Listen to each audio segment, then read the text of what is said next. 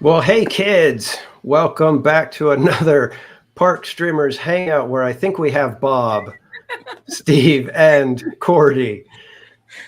Thanks for joining us, Bob. We appreciate it. Sorry. So we have got a big show tonight, lots to talk about. So we're going to get right to it. But first, let me introduce my incredible co-host, starting with the young lady right below me, Cordy in California. Would you let everybody know where they can find you on social media?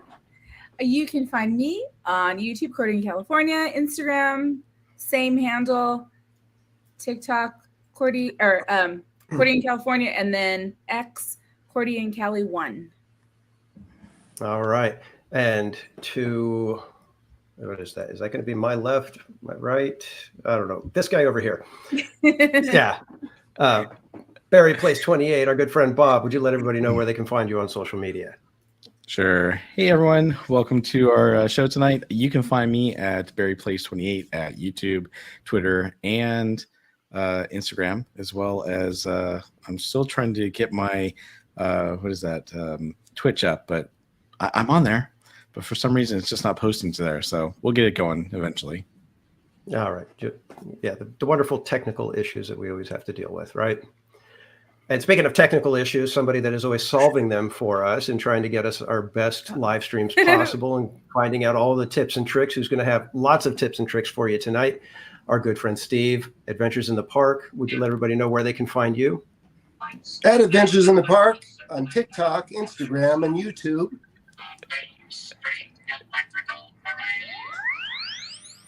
Just for hope. Wow, look at that. That was for hope. That was for hope, yeah. Awesome. Okay, yeah, so I can be found on all platforms, as the name says, Adventures in the Park. Adventures in the Park everywhere. Awesome. Well, like I said, we've got a big show. So we are going to start with one of the more recent events that is going on right now at Disneyland or California Adventure, and that is Oogie Boogie Bash. So so far, Cordy has been able to visit. She went last Thursday, I believe it was, right?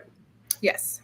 So so she had her visit. She live streamed that night. So if you guys haven't checked it out, go back and watch the replay of her live stream. But we're going to get her thoughts on it now and kind of break it down. And she's going to hopefully have some tips if you guys are going to Oogie Boogie Bash, and she'll give you, some pointers as to what to do, ways to beat some of the crowds. So I'm going to go ahead and turn it over to Cordy. Let us know what you thought. All right. So yeah, went last Thursday. It was the second night. And so I had last year to compare it with. So I found some, it was basically carbon copy for the most part, except for the two new villains that were added. But one thing that I wanted to note that was a huge improvement this year is the treat trails. So the treat trails, and I have a little video, so I was just going to run it through while we kind of talk through. But real quick, the treat trails, most of them lead to a meet and greet, with a character. And last year, they tried to rush us through, and there was no other way to kind of get a picture or see them unless you were in the treat trail line. So people would hold up the line. It was a little more organized this year. So this year they had the treat trail ran really smooth. It was a quick walkthrough.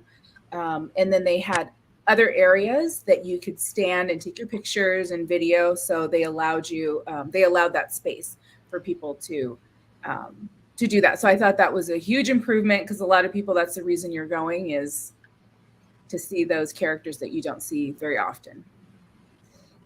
So do I need to pull up? Oh, let me go ahead and add this. So I just wanted to show this real quick. If you guys can see it. That is George and Lynn, and they're as soon as I walked in, saw them. So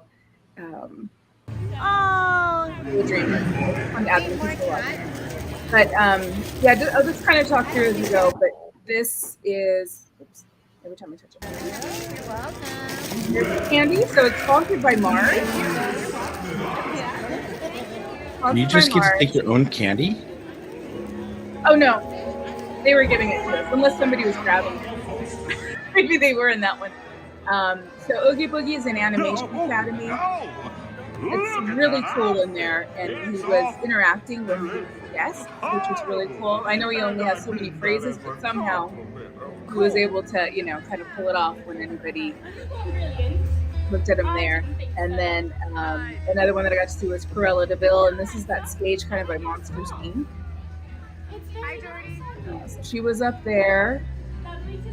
Same thing, it was a quick walkthrough, but they allowed us to walk pretty slowly past the front of the stage, which was nice because you were able to get as much video or pictures as you wanted. And then I went straight over to the Sanderson sisters after this, which was huge last year. I remember them saying it was like a 2-hour wait, even a 3-hour wait at one point. So I went over to ask, how long is the wait at this point? And she said about an hour. So this was a huge difference from the last time. Now this is the Sanderson sisters. This is the Daisy, Clarabelle, and Minnie as the Sanderson sisters, right? So when I came over, they had this little area. They closed it off later, but I was able to get right there and at least get a little shot of them before they went backstage. So they take breaks. So that I think that kind of delays it too, because you have to wait for them to come back. So you wait in line until they come back out. And then at night, it's really cool because they've got the cauldron and bubbles are coming out of it. So it's a pretty neat photo opportunity. I think that's why it takes a little bit longer, because it is a photo op, but a pretty cool one. I did not wait though. I didn't wait the hour. I just went by and I went on. Yeah, that's right. The Sanderson sisters, you get to be up close and you can do like the hugs and actually get to interact with them up close rather than like Oogie Boogie where you're like, he's up on the stage and you're just kind of walking by, a few feet away from him. And I think it's, especially if you are a Hocus Pocus fan, or even if you're not, right? If you can get a picture with Daisy, Minnie, and Clarabelle, right? That's a pretty cool thing. So in that sense, I don't think an hour is a long wait when you think of it that way, right? If that's something that's really important to you, I say go for it. All of the attractions were open. So, you had full, Oh, every attraction was open, really? Yeah, so everything was open. I only went on one because I was like 15 minutes for Guardians, right? Monsters After Dark. So we did do that.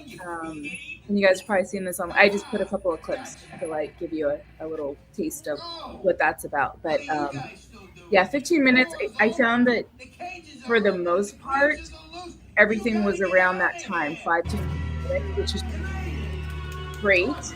Especially, I've been kind of promoting or recommending that if you're not an annual pass holder or Magic Key holder, this is a great opportunity for someone to buy a ticket, enjoy kind of these unique events, and then also have low wait times for attractions. I think it's a win-win for anybody who only wants to go once or twice a year, right? You might as well hit up the After Dark event and get your 5-6 hours of fun. And and I think this one, because they've done it for so long, it's a pretty well-oiled machine. They're just adding to it each time. So I think that's the plus. Ernesto, this was a good move on their part. They moved him over where Madame Mim was last year, so over by the theater where Rogers the Musical was playing. So I had Union. So they moved him over here, so it gave more room for people to see him, because last time we were squished. We were squished pennies in that little spot over little tiny area. So they moved Madame Mim Where was he last year? Was he in the little like nook that's off the parade parade route? Yeah, right by Avengers campus, like Yeah. right outside there. So they had him in there, and it was a pretty tight squeeze, and they were moving us through very quickly. Yeah, I remember that they wouldn't even let you hang out. Like after you like walk by them, it was like, okay, get out, because it was just such a tight area. They couldn't let people hang out at all.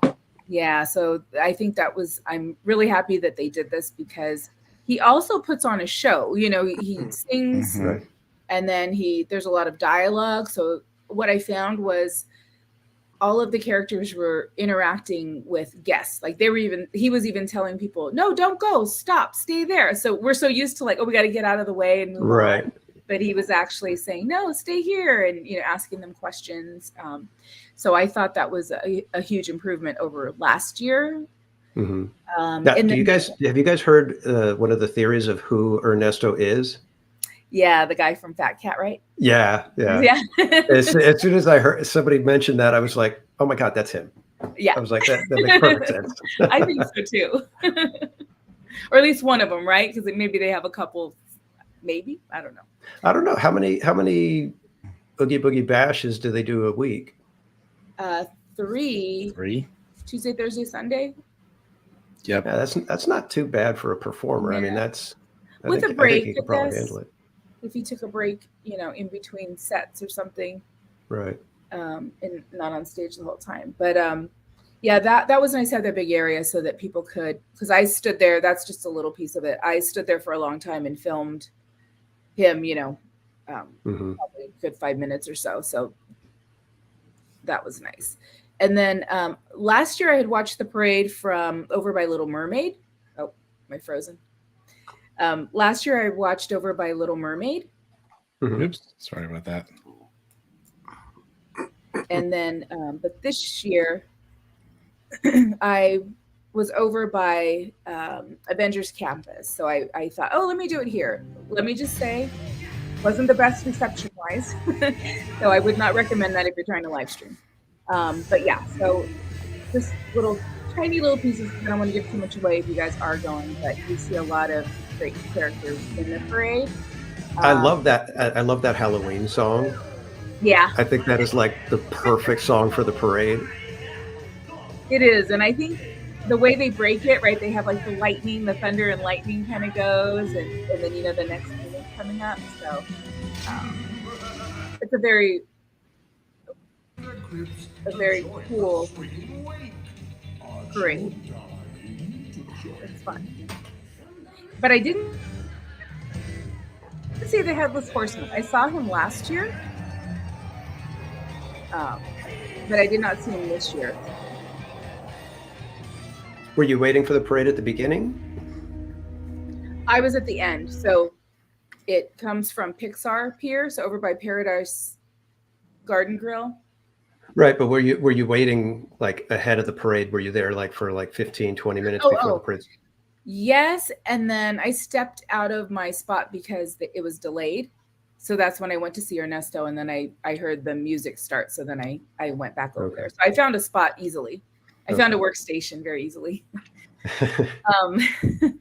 So that's really fun. And I think it just depends if you want to see the first parade or the second. I don't think there's really any big difference. It's just preference of, if you want to get everything done and then watch the parade, because you'll only have, 30 minutes after the second parade to do everything, kind of finish up the night. So just whatever your preference is. Right. This time I saw Agatha. I did not see her last year. That's what I mean. It was really hard to see everything last year. This year I felt like I had more of an opportunity to go around and see a lot of things. And then Cars Land, of course, there was no waits for the photo ops there. This is, of course, was already decked out, and all the Halloween glory there. And then I always forget his name, but he's Big Hero 6 villain. So I want to say something like yokai or something like that. Yeah, there you go. So he was over there by he was over there. Oh, you know who I didn't show? I did see Sid. Darn, I should have shown. Oh, and Pixar Pier. Yeah, Sid was over there. Lotso was over there. And it was Lotso was actually by Toy Story, kind of Toy Story Midway, Toy Story Mania. Mhm. So it was just one of those like you see every day, right? You just walk up, you wait in line, and there he is. And then Doug was on the other side where you kind of view the Incredicoaster Mhm. as it, takes off. But and then Sid was in the same spot. So they were along there. And then Bruno, I thought I'd put them in there, but I think it might be after this. But Bruno was in the same spot. Just I haven't outside. seen anybody post anything about Bruno this year. Yeah, Mm-mm. it's the wait wasn't that long. Last year it was a really long wait. There's no treat trails, it's just a photo op. Okay. So it was pretty easy to get in there. But this is just some little clip of the intro. I think this out of everything, even when I went last night with my daughter, this was the one thing that literally went for 2 hours, which we won't talk about that. But we spent 2 hours there. And I made a joke because I said, wow, we came here to do things we do on a normal night because we went and ate at a regular place. And then this was the one thing that she wanted to go walk through again. So Yeah, I just Villains think Grove it's looks beautiful. amazing. So there's and they too. I remember last year there was a little bit of a rush through here, but this time they didn't really say a word. So Yeah, I've actually heard that from other streamers as well, saying that going through Villains Grove was much better this year. Yeah. That you didn't feel like you were being herded through quickly. That you actually had time to take it all in. Yeah, because they let you in groups, and people can pass by. They can just It just looks go by so you while cool. I you're- wish they would sell like just it's like I'd pay $25 to go through Villains Grove. Yeah. Wow. Yeah. It's like just let me have that. I don't want to spend $150 or $180.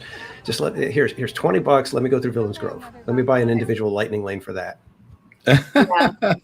That would be Wow. that would be something if they could keep that open. And then Mother Gothel, she's kind of there's a treat trail that goes around the back of Grizzly, Mhm. and then you come out here where Bruno is.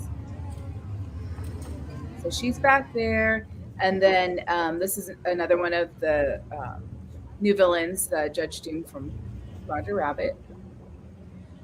And it was this was the last thing. I think I got there at like 7 minutes to 11 or something. I was like the last, maybe even 5 minutes. So I got to see this. You got to see the last murder. The good, yeah. And he did. Was like, this is perfect. We got like the whole show in that 5 minutes. While I'm gone. And then because I'm not up on my Roger Rabbit, they were in the chat. They're like, "Say shave and a haircut," and it wasn't until the next time, I'm like, "Oh, I was supposed to say it like shave and a haircut," but I did say it, and he did look at me and says, "Shave and a haircut, and then he gave me an evil smile and said, "Goodbye." But that was Love the pretty. purple That trees. was good. And of course. Circle. Yep, Carthay Circle looks great. That's how we ended the night. So yeah, I felt personally that it was worth the money for the ticket. I had a great time, and I think it's just like I said, if you're somebody who wants to get on all the attractions and you're not a pass holder or Magic Key holder, then it's definitely beneficial to take advantage of these, especially because all the attractions were open. I know we experienced some other After Dark events where not everything is open, Mm-hmm. so you kind of feel like you're missing out on some stuff. But Right. I think Oogie Boogie is one of the exceptions. No, that's actually really good to know, because if the wait times are really low for all the attractions, then yeah, it might make sense for somebody, if you're going to make 1 or 2 trips a year, make one of them if you can. Obviously, it's a pain to get tickets, but if you can make it to Oogie Boogie, you've got the Halloween vibe going on, plus you can hit all your attractions. Mm-hmm. So that's actually an interesting tactic to employ for somebody who doesn't go very often. So let's ask you this: on a scale of 1 to 10, 10 being absolutely perfect, can't wait to do it next year, wish I could go again this year, whatever. How would you rate this year's Oogie Boogie Bash?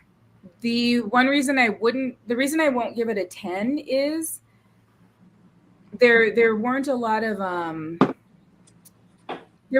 specialty foods. Like I thought there was going to be more of that. I think there was like a milkshake at Smoke Jumpers, and I think there was some like spicy honey chicken, at Flo's, but it wasn't, as far as I know, there weren't a lot of fun options for Okay. just us as guests. And what they gave away. So I didn't check last night, but the last Thursday when I went last year under Silly Symphonies, they gave away. Do I have one here? Oh, I do. Okay, so they gave this away last year, and basically it's just a little thing. You can put your Put your popcorn in it. So it's a little bag. It has a handle, and then you could stick like a thing of popcorn, right? The container in there. So last year I waited in a really long line, and that's what they gave you. But they also gave you a full-size almond Snickers. So that's worth it. And was that for every guest or Magic Key? No, Magic Key holders only. Okay. So this year I went over there and I was like, oh, they're doing it again. So it was the same exact one. So no new design. It was the same exact little popcorn bag, and no special candy or anything else was given. No lanyards. You just get your wristband and a map. So, unlike the other events where we got a kind of a little keepsake, right, from the event. So that you do not get for Oogie Boogie. Well, I'm feeling disappointed here. I'm going tomorrow night. But yeah, it was just. I actually kind of. It's interesting that they don't have all the food items, because that's usually one of the things that's the big deal is they've got 15 or whatever new food items, and I'm always like, oh, so you buy a separate ticket to be able to go in and then buy more food. But I will say, it's like I will say, the San Francisco was packed. So it's new food. It wasn't, Oogie Boogie themed, but it's all kind of new food and new drinks and things like that. So we even went there. We went to Aunt Cass's, the one that's renamed the Pacific Wharf. Right. Restaurant was renamed, so that's where we went. And yeah, so they also had the new villain though too. Yes. So yeah, so there were a lot of people eating. There was a huge line for the Lucky Fortune cookery, and so it seemed like everybody was having a good time. Just kind of, Now it's sold out, so every night is sold out. How were the crowds, as far as like when you were walking around? Did it feel like, oh my God, it's really crowded, or was it just like a how do I usually put it? Comfortably festive? It was comfortably festive. Like if you went last minute to the parade, you would find a spot. Okay. Yeah. So I will say that was something that was nice too. That granted, not everybody was able to get a ticket. So maybe with these lower, crowd levels, that was part of the cause. But I think that's definitely a positive for people who are buying the tickets, right? That's right. What we're yeah, expecting. Definitely. Yeah. So that was huge. And I can say that for Thursday and for last night. So both nights was a really good crowd level. And then it kind of, dies out as the night goes on, right? 'Cause a lot of families with children, they'll start to, start leaving around. And the event ends at 11, correct? Yes. Yeah. That seems early to me. But that's what my daughter was saying too. She said, I'm surprised it doesn't go till midnight. But the other After Dark events are 9 to 1. This one's 6 to 11. So you get your 5 hours plus your 3 mix-in hours. Yeah. So it comes out even, but I have a feeling it's probably because there's more families, right? More children are there to trick or treat and things like that. Yeah, So I sure. want to get it started early. Mm-hmm. Um, And did the hey, crowd Brian- start thinning out pretty early? Like at around like 10 o'clock? Could you already kind of see Yeah. that? Oh, yeah, they were already like, okay, wow, you got a lot of candy, buddy. Let's go. okay. So You did Okay, have so- a lot of candy last week. oh my gosh, I feel like I had 5 pounds of candy. That whole backpack was full. It's all gone. So I real, didn't real eat it. quick, sorry, I didn't mean to cut you off there. Brian says, if I had kids, I would go and take them, but as someone who's gone 2 years in a row, it doesn't have the same repeat value. I could see that. I definitely, Brian, I could see that. I can see why people might say, oh, it's the same thing, right? Like it's not big enough of a change from last year to this year. But I think everybody kind of has a different view on that. Now, next year, I'll probably go again next year. I'll see how I feel, right? If I'm like, oh yeah, I guess it is. I guess it is kind of the same, or if it'll be as enjoyable to just go hang out for the night. So one question I have though, because I've watched obviously, your live stream, I've watched some other people's live streams, and obviously I've seen the decorations around DCA, and it's really nicely decorated.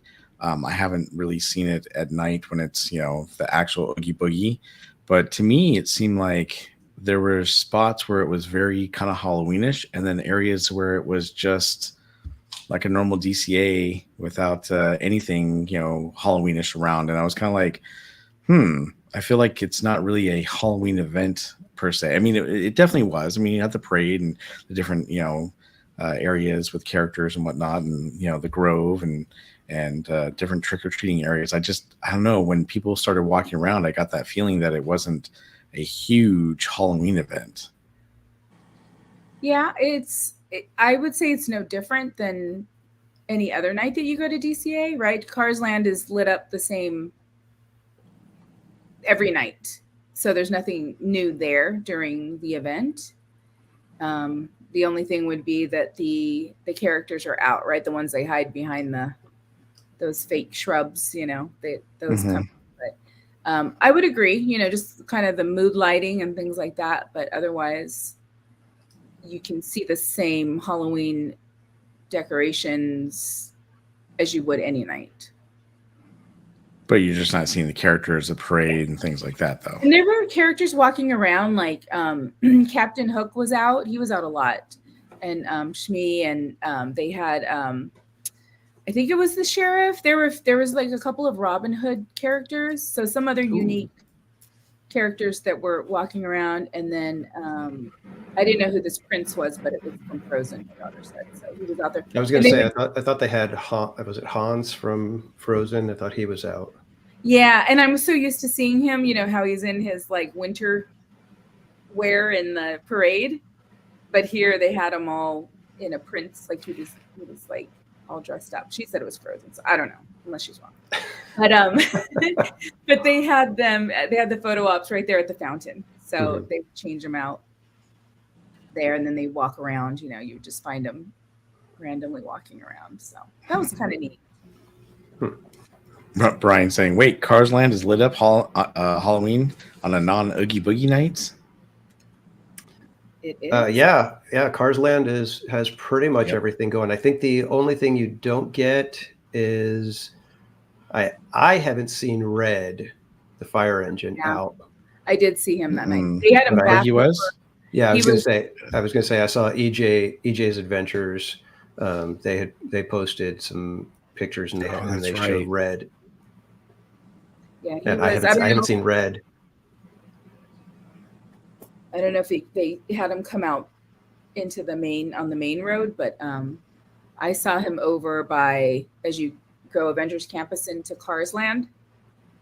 They had him set up over there, so photo ops over there. On a non Oogie Boogie night, you saw Red? No.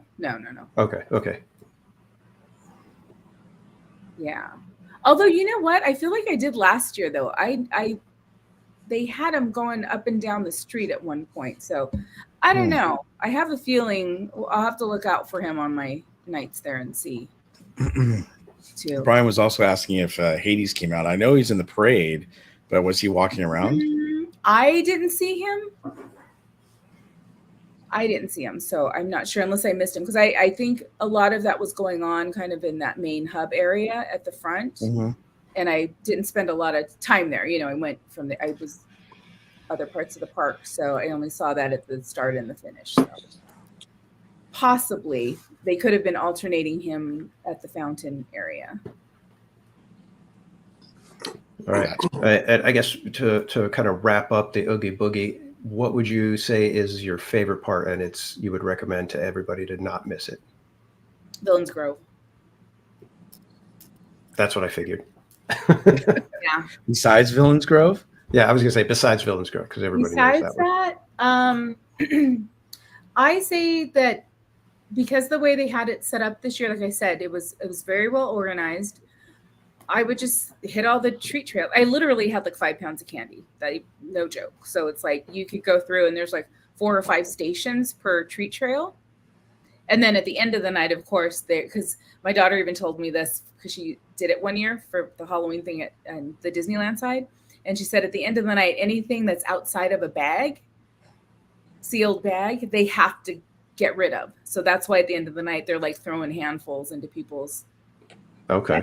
Yeah. So that's good to know. If you're there at the end of the night, all the way to close, make sure you've got empty bags to get all the candy. Yes. Yeah, bring your own bag. Okay. They give you a tiny, I don't think I have one here. Yeah. It's this big. So I brought my Bob the Paris. Oh, okay, That's cool. That's a good idea. Maybe I'll bring my little Paris bag that I give you guys. That's cool. I'm going to have to take something because I'm going tomorrow night, and I want to make sure I've got plenty of. Well, it's bad enough I've got my streaming bag or backpack with me, and that is pretty full. So I can't imagine having to carry a couple bags. I got a locker. Definitely get you a got locker. a locker. That's a good idea. Yeah. Okay.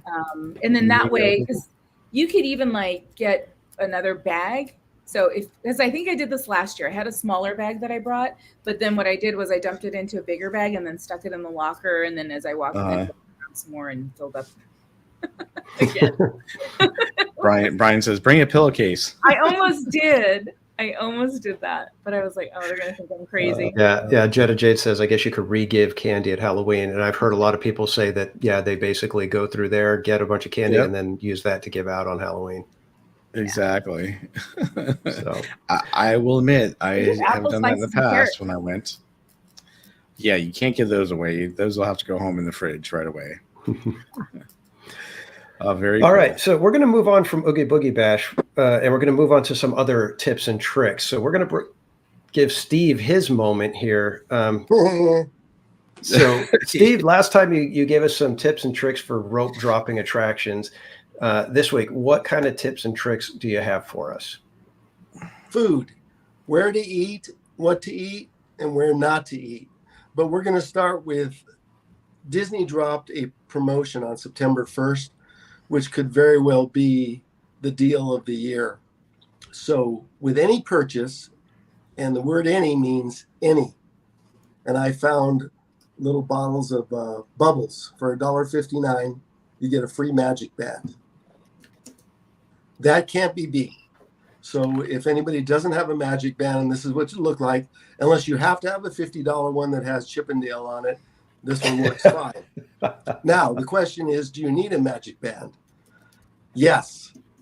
So I've been an infrastructure, IT, and cybersecurity engineer for 35 years, and I don't want them scanning my phone. If they scan a magic band, they can't get much. But their devices, we don't know exactly what they do.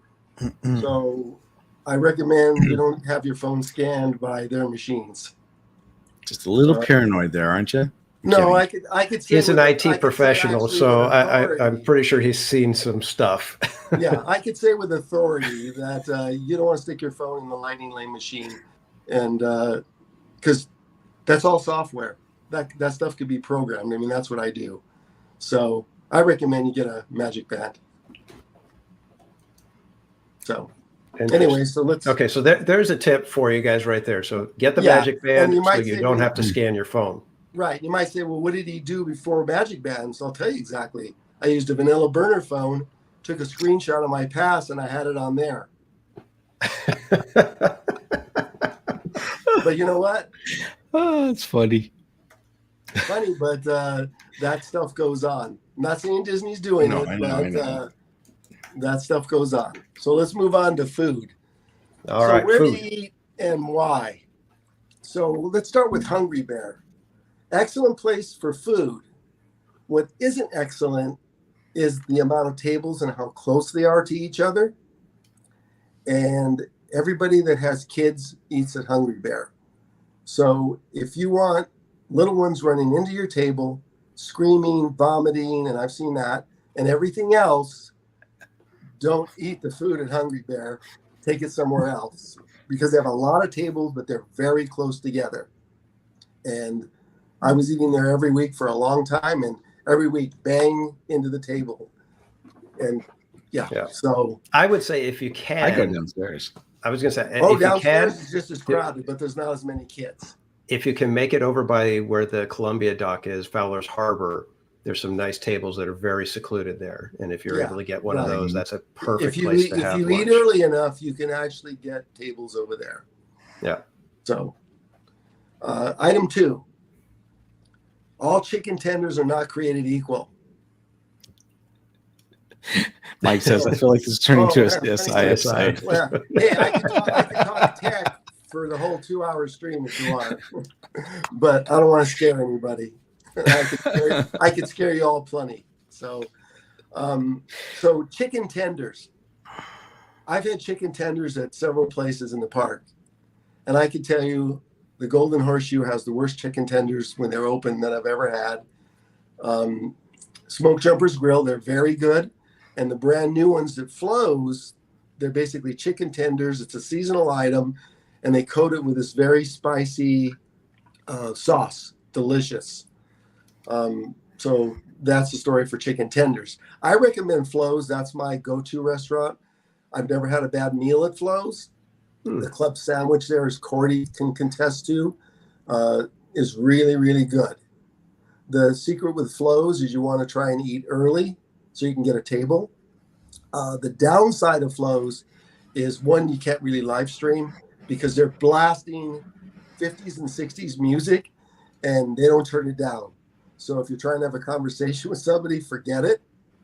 If you're live streaming, you'll probably have tons of copyright claims. But other than that, Flows is a great place to eat. And they have this little secret table that has an AC plug, one in the whole place. So if you ever need to charge something, it's near the window up against the wall, and it's a live AC adapter you can plug into. And it's safe. It's not USB, it's AC. Okay, moving on. Everybody talks about the breakfast chimichanga up against the American breakfast burrito at Galactic Grill. I've had both. Both are excellent. The difference is, if you like grease, get the chimichanga. If you don't want the grease, get the breakfast burrito at Galactic Grill. They're both delicious. They run out of the chimichangas by about 10 a.m. Sometimes they'll have a second batch. Sometimes they won't. But again, the breakfast burrito is very good also. Yeah, I've had the breakfast burrito at Galactic Grill, and it was pretty darn good. Yeah, sizable as well. Yes, exactly. For the price, it was a decent size. I was supposed to meet somebody for lunch, and I had to get a breakfast burrito because they were going to be late. So, I have no idea. Who could that be? Yeah, who could that be? I don't know. Someone that doesn't rope drop like me. Exactly. So, and now we're going to move on to pizza. So my least favorite place to eat in the whole park is Alien Pizza Planet. So for $9, you can get a slice of pizza that tastes like your Amazon box. Sorry, but it does.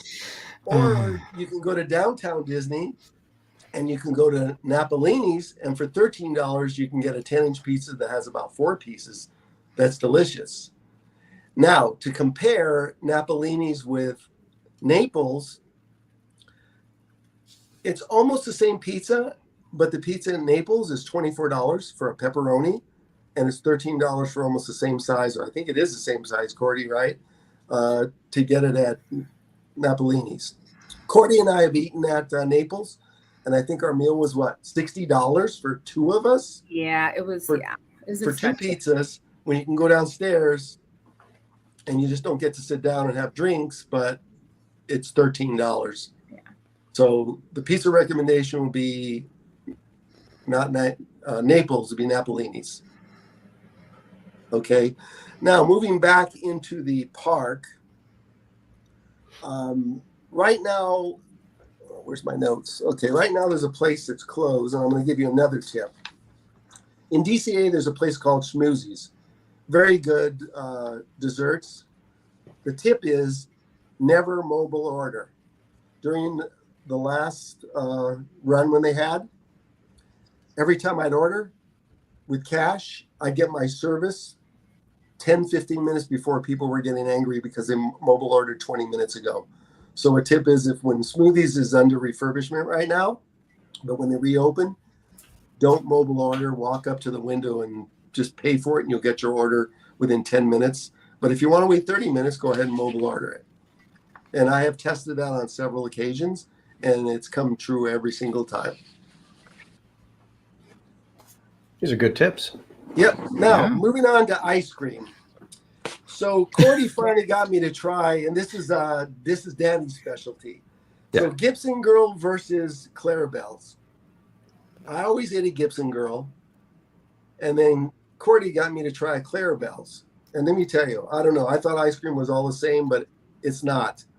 Clarabelle's was not as good as Gibson Girl. Danny might disagree.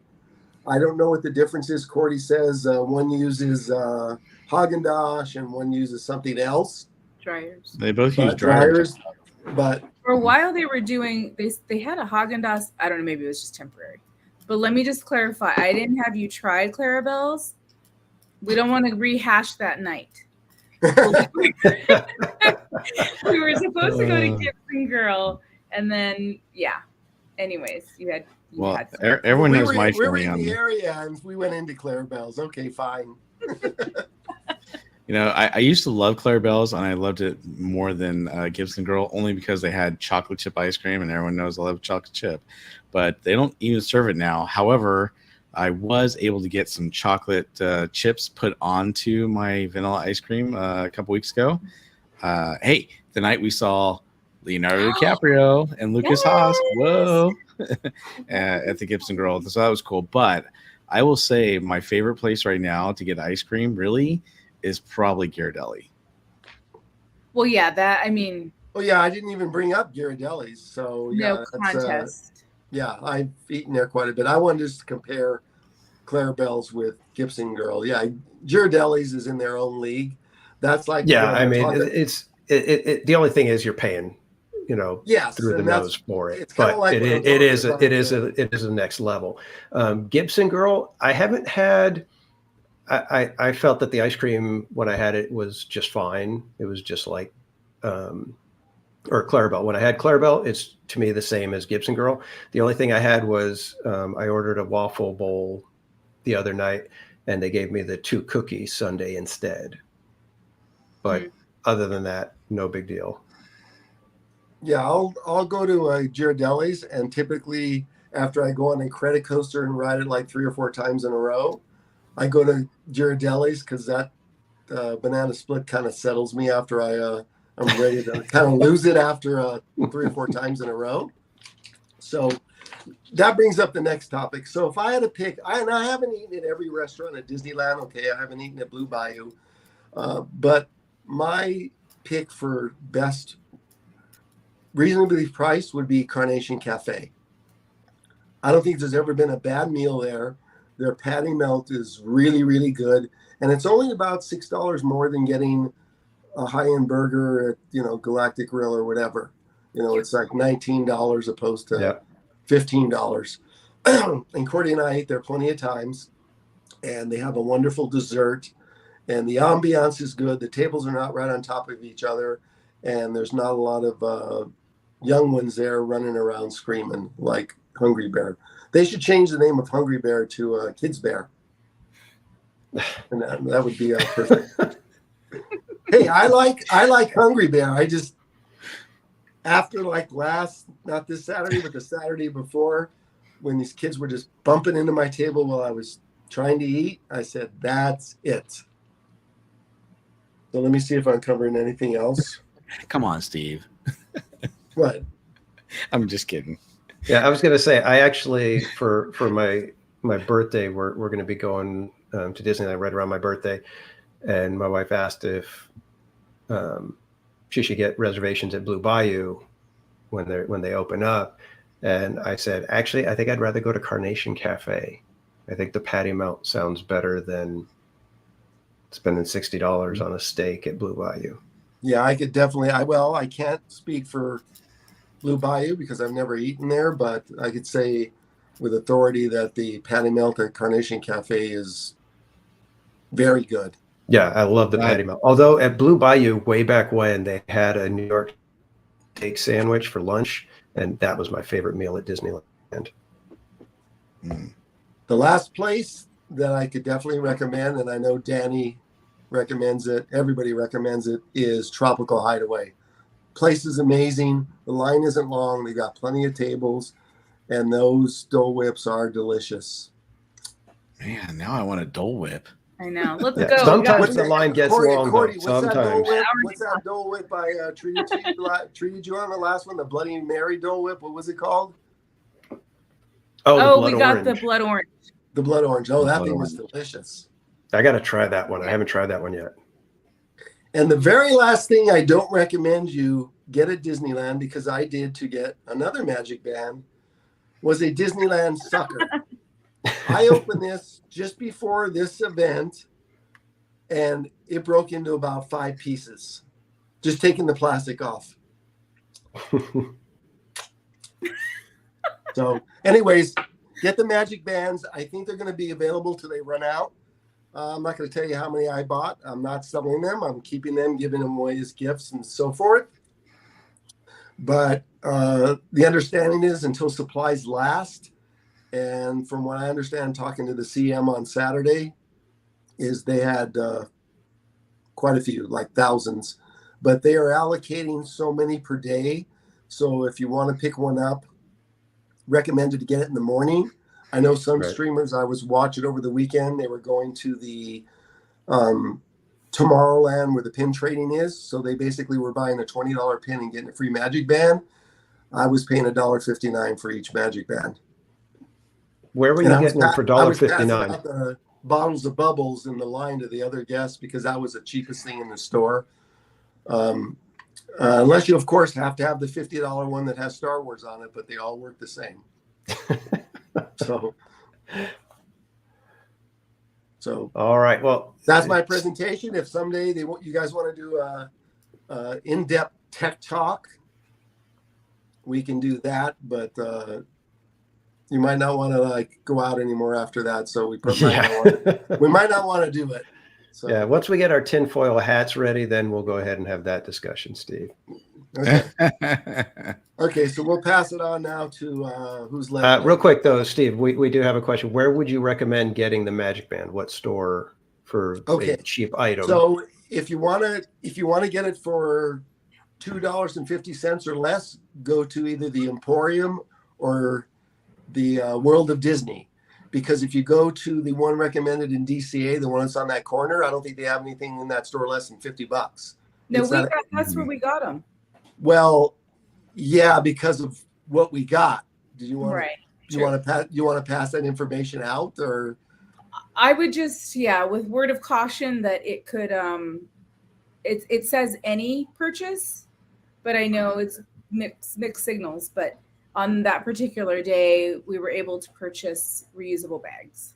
Right. I was going to say there's been some issues with cast members having different information. Some saying that it has to be an eligible purchase, which means something that is high enough for you to get your Magic Key discount. So yeah, it's kind of frustrating. That is not true. So I made my first purchase in the Emporium, and the line was around the corner on Saturday, and it says any item. So if there was a toothpick on the floor that they were selling, that is any item. The problem I had with the one cast member on the first one, was purchasing 4, and I had 4 packs of the refill bubbles, and she said you can only get 1. I said it doesn't exclude 1 per person. I showed her the picture, and she goes, well, you only can get 1 per purchase. So she made me get back in line to get the other ones. So I got back in line. Yeah, back in a long line. So she rang up 1, and I was about to call her supervisor, and she said, well, that's the rule. And it says 1 per purchase. Right. So here's exactly what Danny's talking about. I got back in the line, waited another 10 minutes, and that line goes pretty quick. I had the other 3 bottles. I had another different cast member, and she rang up all the transactions separately right while I was there. She did not make me go back in line. So it does depend on which cast member you get. And that's the frustrating thing. That's the frustrating thing is they need to just tell everybody and train everybody, hey, these are the rules, and just put it out there. Right. Well, the same thing is going on for some of the attractions, I have to say, like Star Tours. If anybody watches live streams, like I'm sure you do, you'll see someone get denied to take a video in there, and then 20 minutes later they can go back in there and they can take all the video they want. So I had a discussion with the lead cast member. It's like his attraction, and he said no, there's no restriction. And then after that, I guess he went in and talked to his cast members, because I've never seen another issue in that attraction since. Yeah, I had that actually happen to me. I was on there and they could see me. I have the gimbal, the phone out, everything. And once the ride started, they got on the PA to say, please put away all cell phones. Right. It was like, you couldn't have said something to me while you're right there walking by. Just make a quick little mention of, hey, we're going to need you to put that away before the ride starts. It's like, it was just really weird. Yeah, there's a lot of inconsistencies. I mean, I had a Disney PhotoPass photographer, while I was taking my picture with Darth Vader, tell me that I can't have a selfie stick in the park. Ooh, that was a big mistake, because I asked him, I said, can you tell me the definition of a selfie stick? And he looked at me and he couldn't. And I said, well, I went through security and this doesn't extend. And I said, maybe you should be working at security. And he sort of dropped it right then. So it's very inconsistent, unfortunately. I love Disney, but again, like Danny says, it comes down to training, and you'll get a different story from different people. And like when Cordy and I went into Elias and Company, we didn't have any issues. We got as many as we wanted. We could have gotten a different cast member that said, no, you can't get the bags, because the bags were only $2. And everything else in Elias and Company, like I said, is probably like closer to $50. Right. Yeah, that's what happened to me. I tried to buy the bags, and they said, no, you can't buy the totes. You got to make other purchases. But at Elias and Company, if I made 8 purchases, I got 8 magic bands under my 1 magic band key. So, which, it's not what is supposed to be happening, but I was like, wow, that's pretty. No, you could get 20 magic bands under your 1 key, but they had to be separate transactions. Purchase, right. Right. So they could have made you stand in line 8 times, or they could have rang it up all at once. But yeah, there was no restrictions. The wording was very clear.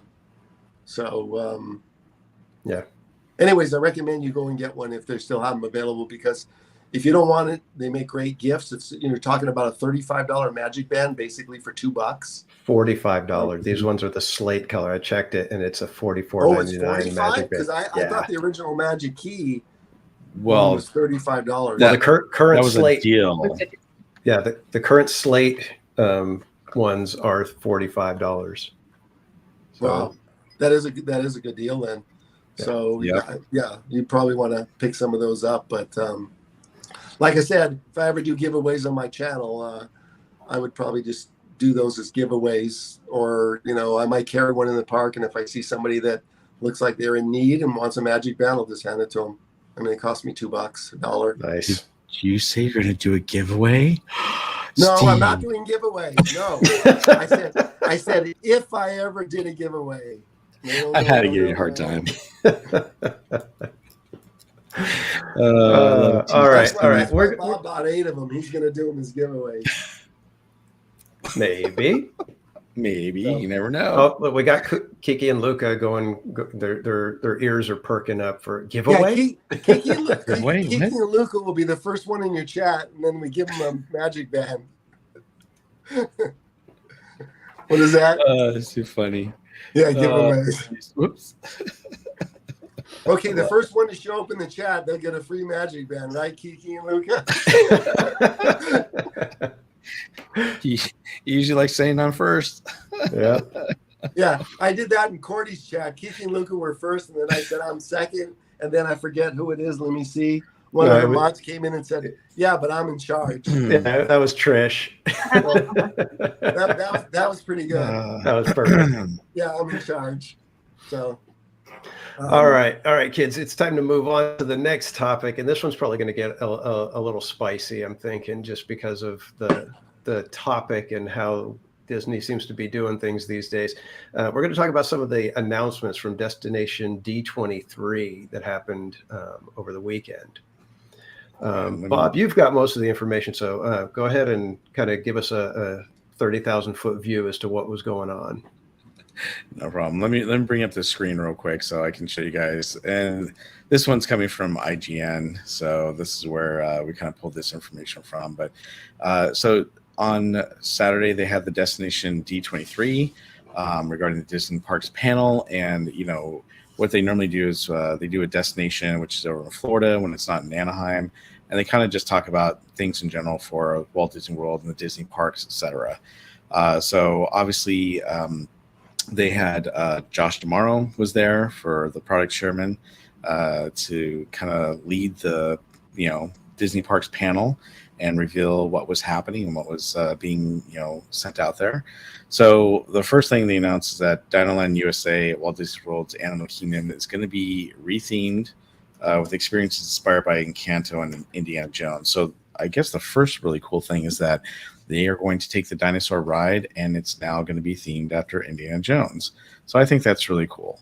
And I like that. I think it'll fit in there. If it's just the one ride, it's kind of weird that they're just doing the one, ride, but maybe they'll do a little theming around it.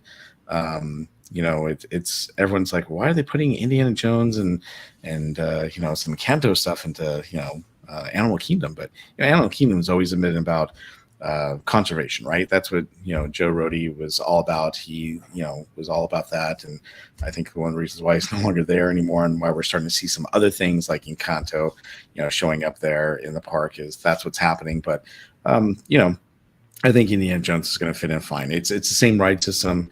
It's going to be great to see that ride over there, and I think a lot of people in Walt Disney World are going to like it. The other thing they announced was the opening date revealed for Epcot's Journey of Water, inspired by Moana, and that's going to be on October 16th of 2023. And obviously, this is the new attraction that's located within the World Nature, and it's a walkthrough experience. So it lets you engage with the water in magical ways. You've probably seen the TV commercials on TV. It looks, I don't know. I haven't obviously seen it in person. It looks nice, but from the TV commercials, I'm kind of expecting a little bit more than what I think we were promised. But hey, at least we're finally getting it open, and we'll be able to experience it on October 16th, and hopefully we'll be able to see more videos and information on that. The next thing they announced was the World Jumping Vehicle revealed for the upcoming multiversal ride at Disney California Adventure. So this is the only Disneyland or Disney California Adventure related news that they actually had at D23. And so they were talking about what the ride vehicle is going to look like.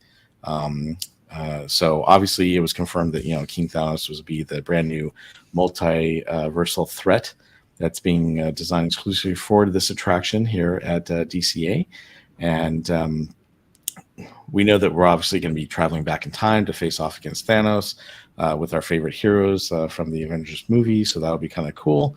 But they were just kind of showing off the ride vehicle itself, which, to be honest with you, looks very similar to the Spider-Man vehicle and the Transformers type vehicle that they have at Universal Studios and in Florida at Islands of Adventure. So nothing really new there. I mean, it's kind of cool looking, but it looks very, similar to what, we've seen already. One of the cool things they mentioned also was Epcot is getting a test track, or Epcot's test track, I should say, is getting a big update. So that's kind of cool. Obviously, when it first opened in 1999, it was, a big hit with everyone. I like it. I personally, like test track at Epcot. It closed in 1996, and then obviously saw Omni vehicle. And you got to learn about the history of it and everything. But basically, they're just updating it. It's going to be really cool. I think it'll be nice that they're updating it, and we'll get to see some new, theming to it, because right now it kind of looks Tronish, I guess you'd say. So I like that. But it looks like it needs a little update. So that'll be nice. Also, they talked about future plans for Walt Disney World's Magic Kingdom are the largest ever for the park. But a lot of the things they talk about at Destination D23 is, hey, they talk about, hey, this is what we're planning, this is what we like to do, but some of this stuff never ever comes to fruition. So just keep some of this in mind. Obviously, they're planning on doing some of these things, but there's some things that may not happen. But obviously, Bruce Vaughn, he's a chief creative officer or office at Walt Disney Imagineering, and he shared the future expansion for Walt Disney World's Magic Kingdom are the largest for the park, and that the Imagineers want to tell stories beyond Big Thunder Mountain in ways that are similar to scale of Star Wars Galaxy's Edge and Pandora, the World of Avatar. And then tomorrow obviously wrapped up the panel by saying that there are big plans for the next decade at Disney parks, but they don't really say what those plans are. So we did have the Magic Kingdom's new Pirates of the Caribbean theme lounge that's going to be coming out. It says it'll have Destiny, Yo-Ho, Pirates Like Me, but again, this is one of those things where they're making kind of an announcement, but anything can happen and change with this. It looks really cool and really neat, but remember, we saw pictures of Tiana's Bayou Adventure look great. And then when we saw it at D23 last year, we were kind of like, what's going on? Why is it toned down, and why has it changed quite a bit? So this is one of those things that could change as well, but it's supposed to be a first of its kind experience that's headed to Disney's Magic Kingdom. And it's a new Pirates of the Caribbean themed lounge. So, and in this lounge, it's going to be located obviously in Adventureland. It's going to extend the story of the Pirates of the Caribbean. And so hopefully it's going to be a cool little lounge. They did announce that Zootopia is coming to the Animal Kingdom, but it's coming to the Tree of Life Theater. So they're actually going to get rid of the Bugs Life Theater, and they're going to put in Zootopia to replace it. So, it's funny because if you look at Zootopia and the theming of the land, it doesn't really seem to fit into Animal Kingdom very well, the way it's themed. So I think this is their way of bringing it to the Animal Kingdom without having to build its own land. And so they're going to be having Judy Hopps, Nick Wilde, and all the other characters in their own, little theatrical movie. And it should be kind of cool. Obviously, they're still finalizing concepts, so they're going to announce more in the future, and who knows how much will change by the time they do the next announcement. But one of the cool things I thought that they're doing is the Country Bear Jamboree Bears will be singing classic Disney songs with a country musical twist and a new show in 2024. So they're going to be singing a lot more, Disney songs. But it's cool that they're actually updating Country Bear Musical Jamboree. For a long time, they've been saying that it needs to be updated. There are rumors that maybe they would close it and get rid of it, but it's a really popular attraction at Walt Disney World. I'm bummed that we don't have it at Walt Disney or Disneyland anymore, but at least at Walt Disney World they still have it. I think the main thing is they really need to update the characters, right? All the characters they have currently are hydraulic characters. So the new characters should be built with servos.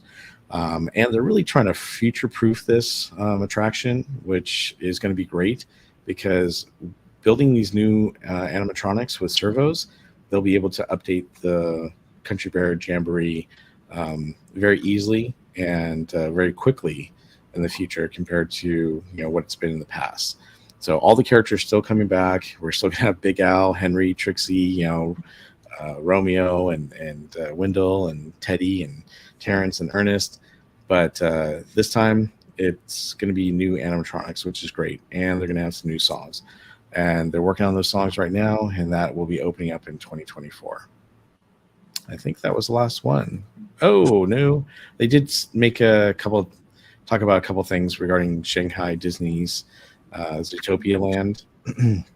They talked about Epcot's going to get a new show on December 5th called Luminous, which is the Symphony of Us.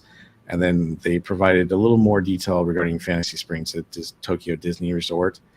And that was pretty much it. But really, when it comes to Destination D23, it's usually just a bunch of announcements. And usually they're not announcements that are to wow everyone. It's just, hey, these are some things we're working on. These are some things we'd like to do. Here's what we're presenting to you since it's not a regular D23 event. And that's pretty much what they talked about. Yeah. Interesting. I don't know. For me, I'm just it's we got one piece of artwork for all of the Disneyland Resort. We got one little additional thing for the Avengers Campus e-ticket ride that even if they started today is about 3 years off minimum. At least. And it's like, and they don't even have the real concept of everything fully fleshed out. So, basically we're looking at 2030 for that e-ticket. Yeah, I know. It's like, they're kicking the can down the road, trying to keep everybody interested. And they're not giving the fans really much other than, hey, this is what we're hoping to do in the future. Mm-hmm. It's like that's all well and good, but at this point it's like, just, keep the parks up right now.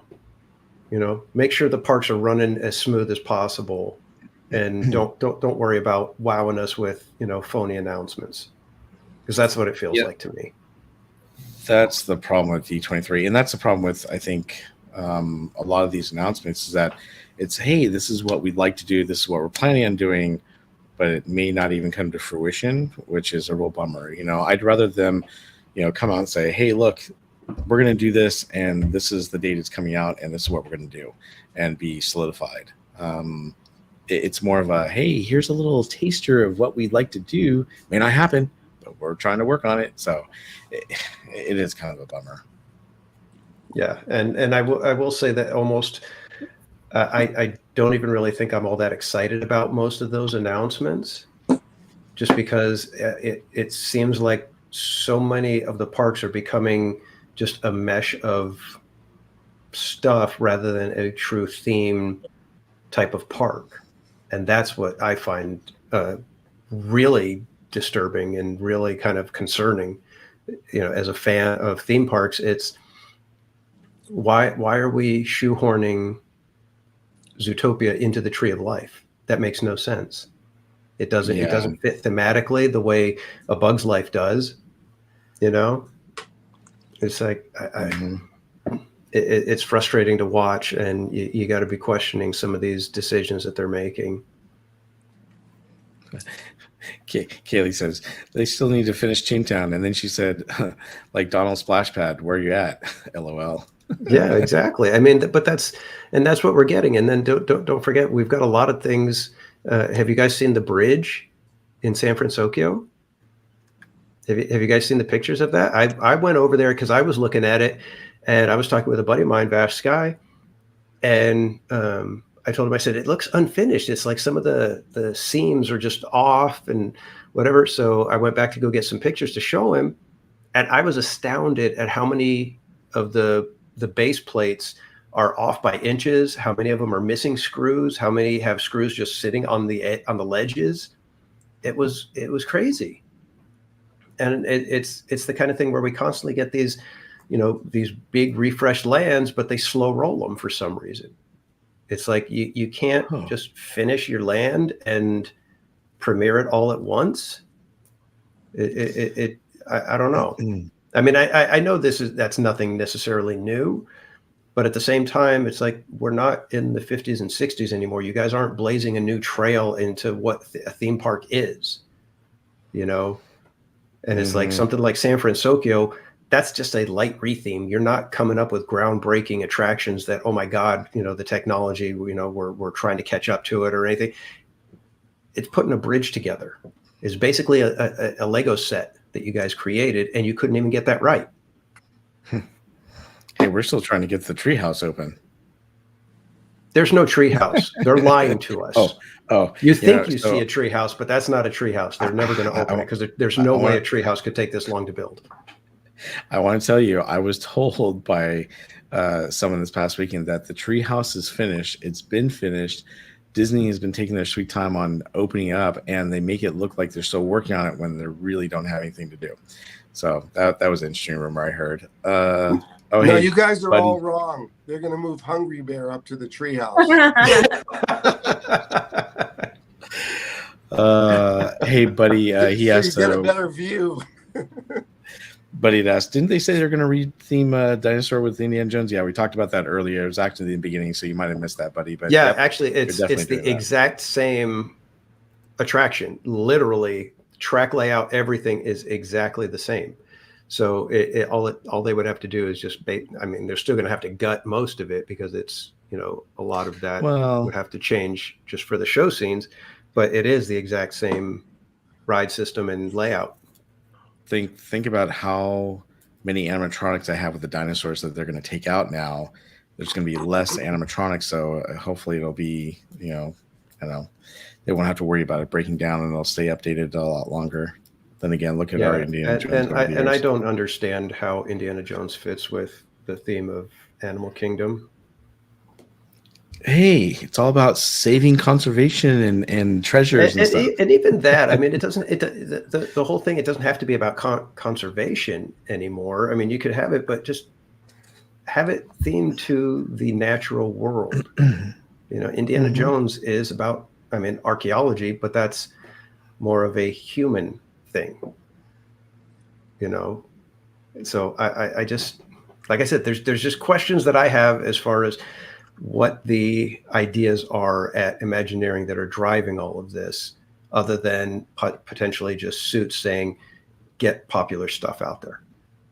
Well, I think, I mentioned this earlier, but, Joe Rohde, he was all about, keeping things not IP related in the park and just wanted to keep things like that over at Animal Kingdom. But, now that he's not there, I think they're just trying to do whatever they can. It's kind of like, when California Adventure opened, it was great. It was Californianized, but it wasn't that great. Oh, let's throw some Pixar and Disney related stuff over there and get people to like it. So that's probably what's happening with Animal Kingdom.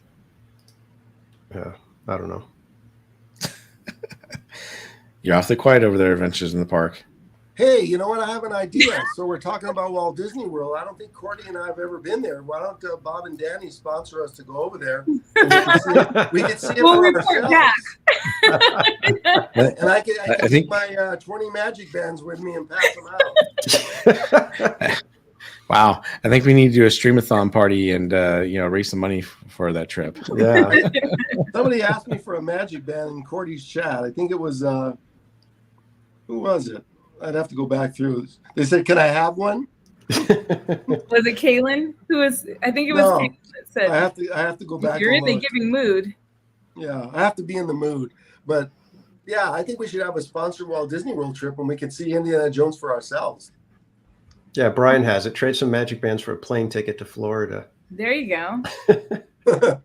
I was going to go there just to ride Tron, but another streamer I know did, so I don't have to. Personally, I think they should tear down the Pixar Hotel and build Tron right in that spot. The Pixar Hotel? Well, it used to be called the Paradise Pier Hotel. Why do you want to build it over there? Well, there's nowhere else. What are they going to do? Take out? What else could they take out that takes up that much space? Utopia. No. Oh no! I love the fresh smell of gasoline in the morning. We got two people here that would be like really upset because they do karaoke Utopia. Let's all look at Bob. Wait, which way do I look? This way. Wait, which way? I know. I'm like, Hey, at least you didn't say the submarines. Yeah, well, no. who knows? Maybe they'll take that out too. I'll stop going to Disneyland if they take that out. Yeah, Especially now that you can stream it. Hey, I think it was Hey, everybody! I live streamed the submarine successfully nice. last Saturday. And I think it was Brian in the chat who had mentioned, they didn't, what happened to Avatar? They didn't say anything about any, plans for Avatar. Not even and by the way, don't forget Avatar's coming. Nothing. So Yeah, I know. What was up with you that? just got to wonder what's going on over there, and or do they really have any solid plans for anything, or is this just a bunch of, hey, we got to just say something and get the fans excited, and maybe in 3 years we'll have a good grasp as to what the fans are looking for and hoping for. But I don't know. It just, yeah, exactly, Brian. They don't have any money, and that's part of it. It's like, look, we all know how the economy is. We all get it. Just kind of tone things back and tell us just what you're going to do. Don't give us these big grand ideas that are really not going to ever happen. But of course, they've got to keep the investors happy and make sure that people are not jumping ship on them. But I know why we don't have Tron at Disneyland, because we have Gadgets Go Coaster, which is 45 seconds, opposed to Tron's minute and 10 seconds. So we don't really need Tron because we have Gadgets. The reason. Yeah, and you can't go handheld on either one. So, it's the same thing. Mm-hmm. yeah, Kaylee says, David Anthony. Eisner. Yeah, David Anthony has a good question. When you think they're going to start doing something with the Fox characters? Mm. If they'd be able to use the Fox characters if they had a theme park that was themed to like movie studio kind of stuff.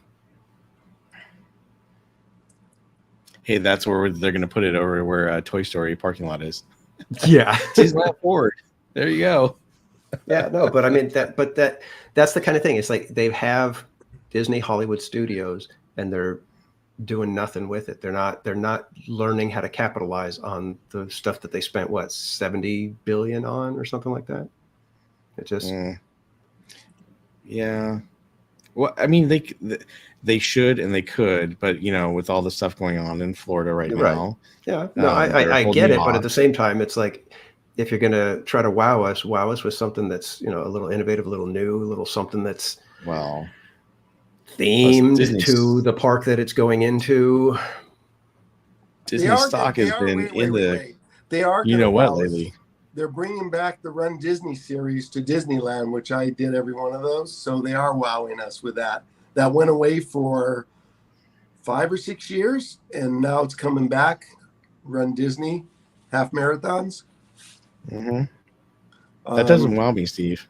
That doesn't wow you? You don't like? You want to run to Angel Stadium and back at 5 in the morning? Look, I love walking in the park and I love getting my steps and my miles in, but running a mile is not my idea of fun. So. No, it's 7 miles. Oh, no, 13 miles. The half marathon. Okay, still, I'd rather walk in the park. Yeah, I'll get my 30,000 steps in, and we'll be good. I'm with casual. Brian was asking about Tiana's Bayou Adventure. I think it's next. They just said 2024, right? Yep. Yes, 2024. Mm-hmm. What did G-Man say? G-Man says Disney needs to dump Disney Plus and cut their losses. Go back to leasing product to Netflix. Oh, well, that's something too. Yeah. Boy, no comment from the group. Yeah. Tough crowd. Well, let's talk about something that's actually going to be that I'm actually kind of thinking is a good thing. The announcements for the Haunted Mansion exterior, the surrounding area improvements. I think those are good. I'm hopeful with those ones, especially the carriage house at the exit. I think that is going to be really, really cool. Yeah. Yeah, I that's think something so it too. needed it. We've had that fast pass space that's just been sitting there at Yeah, the exactly. side there by the train station. So I can't wait. I think that's a great upgrade for that area. Yep.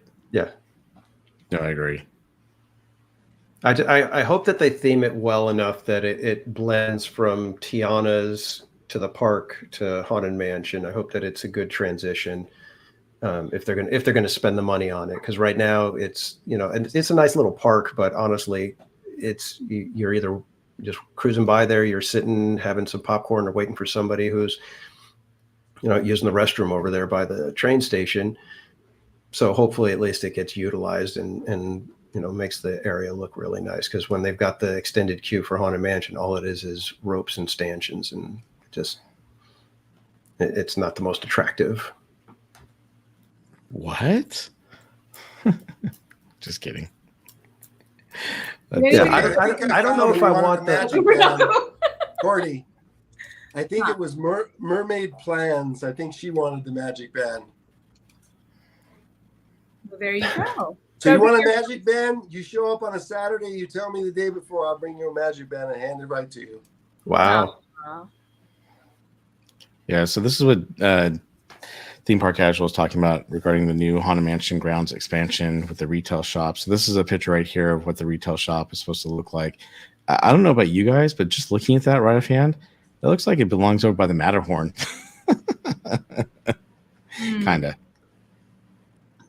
Yeah, it's a little hard to tell. I think the color scheme has a little bit to do with that. So I'm hoping that, like I said, I'm hopeful, because even the other side, the park area, it's like it felt like it was too bright for Haunted Man to be that close to Haunted Mansion. So I'm hoping that they transition things nicely. So, Yeah, but the nice. carriage house, I think that's a good place to put a shop for Haunted Mansion, and I think having it be, like I said, the carriage house, I think that's a good place for it, and it kind of goes with the whole, stately manor, and then where they would have their horses and stables and everything off to the side like that. Well, it kind of makes me wonder if they're going to, with this new, walkway or pathway, are they going to make it like Walt Disney World, where it's kind of interactive? Is it going to be, I don't know, or is it just going to be a new pathway and walkthrough? I don't know. I kind of hope it'll be a little more interactive. Yeah, I would hope that they've got something. I don't know if I want the cartoony interactive that's at Florida, but yeah, it would be nice to have some stuff going on. Maybe they could have your magic band activate something so that it goes off, and your magic band actually has a use inside the park. Oh, the heartbeats is not good enough for you? Kidding. Yeah, No, I agree I with you. actually That would do be like great. that. That's one of the few things that I'm like, okay, that's impressive, when you do fun stuff like that, but they don't do enough of it. Right. I haven't done the bounty hunting in I don't know how long. I have never even I thought bothered you with said it. you've never done it, Theme Park Casual? What the heck? I've The never bounty hunting bothered is with it. cool. Although I did have a problem one time where it didn't work for me at all. And that was kind of frustrating. And I literally had to leave the land and come back to get it to reset. But it's kind of cool. It's kind of fun. But it really only lasts for long. And then you're kind of like, okay, I've done 2 or 3 bounties. I'm done. But yeah, they need to do more with the magic band. Hey, maybe that's why they're trying to get rid of these magic band, magic key bands to everyone. Yeah, see, and with the bounty hunter thing, if you want people to do stuff like that, there's got to be some sort of reward. There, Yeah, Jen like J the puts, there are credits. no prizes. It's like, Yeah. can you imagine how nuts people would be doing this if it was like every month there's a new sticker if you complete so much of the bounty hunting game? Even just a sticker. Oh yeah, absolutely. And that's all it would take, and you'd have people going nuts with it. So Right. Judy had a quick question. I don't think we do. Does anyone know if we have an RV park here for Disneyland? I've never seen one or heard of one at the Disneyland Resort. We used to have it, and then Used to be, yeah. Yeah. When they got rid of it when California Adventure came in and they had to put the structure up. That's where it was. So it's been a while. It's Yep. been quite a while. Yeah, it's been a couple of decades now. Yeah. And then I know we had a question from Hope. I don't know if I don't have the information myself on the Heartbeat of New Orleans. Do you all know anything about? I have not heard. She had me read it on a couple of. Hold on, let me get it. So it's debuting on September 29th on the Rivers of America, and let's see, it's going to play until Phantasmic returns, but it's basically a new nighttime projection show called The Heartbeat of New Orleans. Okay, projection show. Okay, that's what it is. And G-Man says that your magic band activates the Headless Horseman. I have not tried that. You know what? I did try that the other night, actually. And yeah, it did. That's kind of cool. Yeah, because it did replace the big medallion that Right. was there that we could activate. So that makes sense. I had not tried that, G-Man. Thank you. Mm-hmm. Oh, are you playing the Main Street Electrical Parade for Hope? All right. Anything else on the Haunted Mansion? I don't think so. Has everybody gotten to check out Haunted Mansion Holiday? I tried to, as many people know, on my live stream. I ran over there, and I had 3 minutes to spare, and I went through the line. It said 90 minutes. It was not going to be a 90-minute ride. They made some announcement that no one could hear, and then about 10 minutes later, everyone's walking through the line, and they were escorting everyone off property because they said it broke down. They were not going to be able to reopen it, so they sent everyone home, which was a bummer. Yeah. But I am determined to get on it here in the next week or two. I'm sure I'll get on it one of these streams soon. Yeah, it's around for a while, so that's the good thing. A long while. Sorry, just taking this time I was looking through the chat, but I know we said it in the chat, but Steven Singleton's birthday today, so I just wanted to give him a big happy birthday. Happy birthday to Steven Singleton. Yay. Sorry, we don't have anything to put other than in the chat. Happy birthday. Give him one of your magic bands, Cordy. There you go. See? Ooh, she's like, no. I think I'm going to buy some more on Saturday just because. Do it. All right, guys. Is there anything else anybody would like to talk about? I think that kind of covers the things that we had on the docket. Yeah, I'm just looking through for questions. I guess if you have last minute questions too out in the audience that you might have, or maybe we missed, please feel free on those last few minutes that we're on. We'd love to see if we can answer those for you if you do. But otherwise, yeah, Brian's asked if any of us are going to a haunt event that doesn't have a treat trail. I will be going to Not Scary Farm several times, but I would also be doing Not Spooky Farm, which does have treat trails.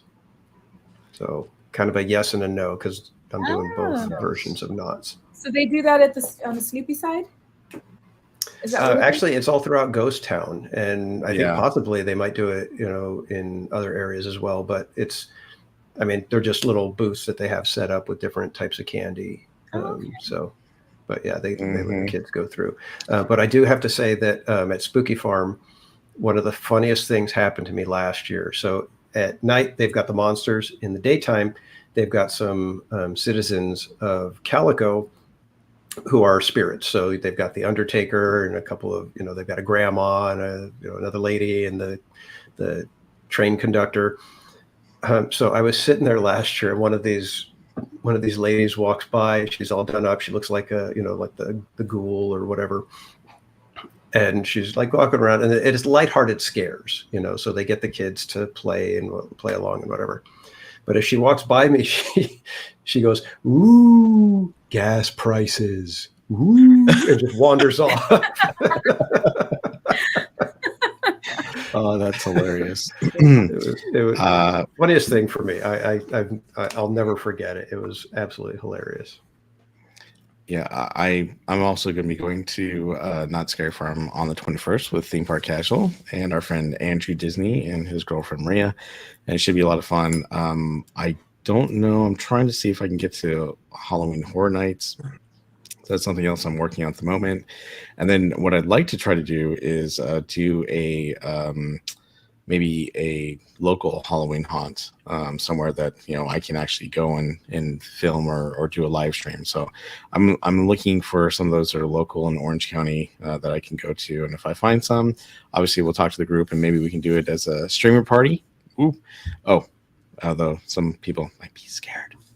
Well, you know what I'm gonna do? I think I told you guys, and somebody said that's more intense than, I think you did, Danny. Yeah. To the Hallow Scream at SeaWorld. So yeah, that's another one I'm working on as well. I'm a platinum pass holder, so I get free tickets, but I haven't had a chance to work it out with my wife yet on going to the park and when I can go. So we're going the 29th, but Dragonblood said he'll be my human shield. So that's so nice of him. But yeah, it's awesome. And by the way, if you guys are going to some Halloween hunts or you find some, let us know. Obviously, when we come back in a couple weeks, on the 25th, we'll be talking about our escapades over at Not Scary Farm. So we'll be sharing those with you. But if you guys know of any good Halloween haunts that are local or you'd like us to cover, let us know and maybe we can cover those as well. That'd be kind of cool. Yeah, Brian says there's the haunted car wash not far from Disneyland. So things like that could be kind of cool. Yeah, definitely. Absolutely. And then what else I can say? There's something else I was going to mention, but I can't remember what it was. Okay, pass on that one, Bob. All right, kids. Well, then I think we are going to probably wrap it up. Were there any other questions that we can field from the chat? Did you guys see anything?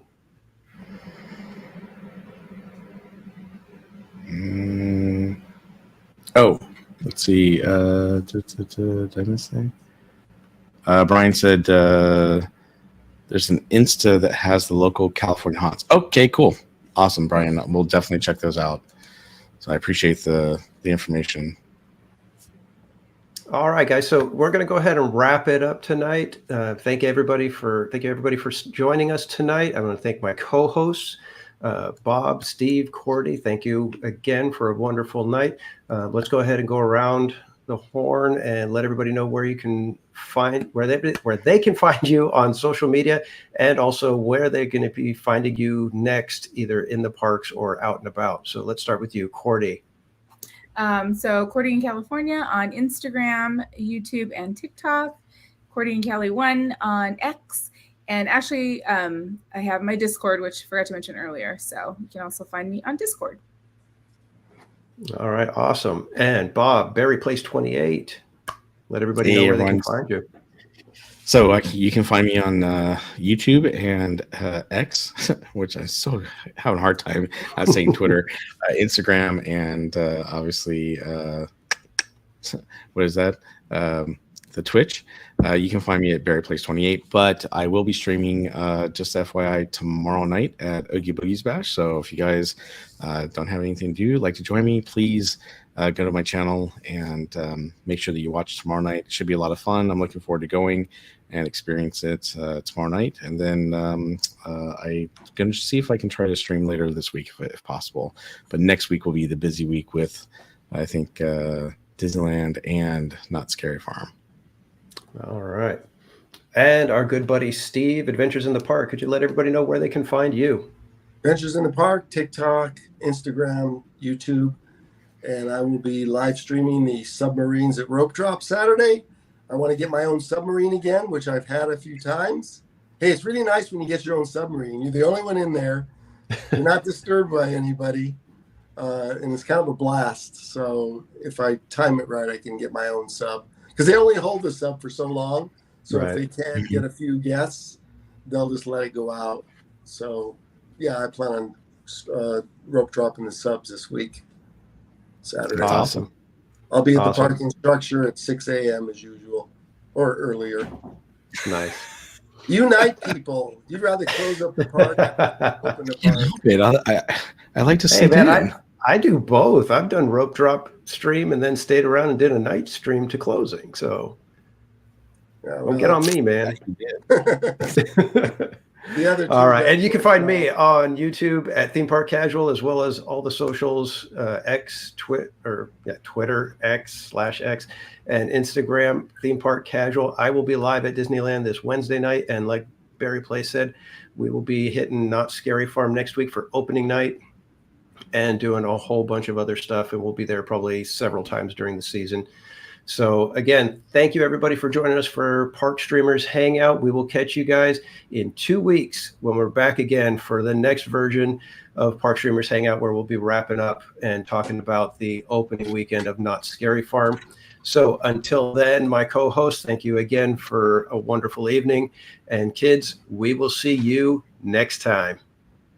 Electromagnetic musical sounds. That's for you, Hope Blaymeyers. Good night. Night, everyone. You want it?